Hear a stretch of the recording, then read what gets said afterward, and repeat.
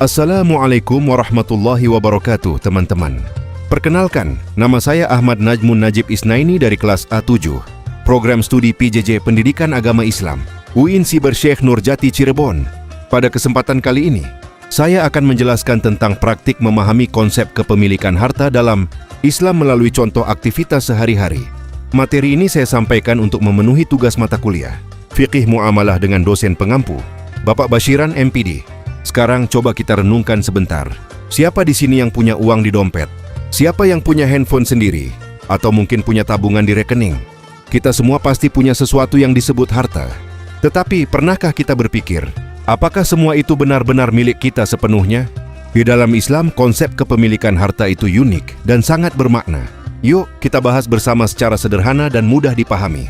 Dalam Islam, semua harta pada hakikatnya adalah milik Allah Subhanahu wa Ta'ala. Manusia hanyalah sebagai pemegang amanah.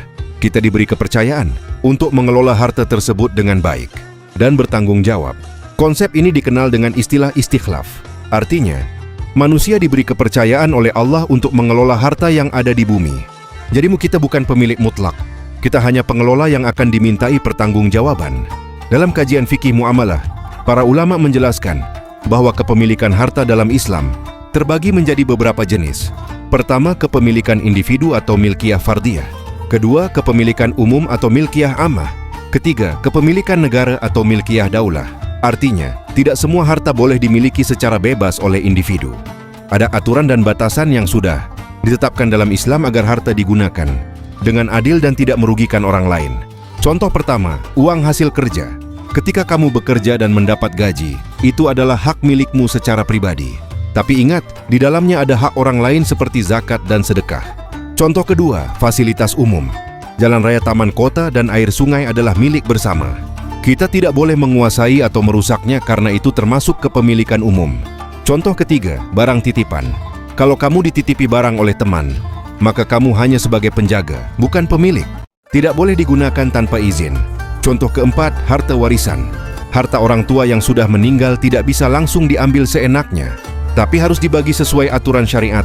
Ya, dalam konsep kepemilikan harta dalam Islam, ada beberapa prinsip penting. 1. Harta harus diperoleh dengan cara yang halal. 2. Tidak boleh digunakan untuk hal yang haram. 3. Harus dimanfaatkan dengan bijak.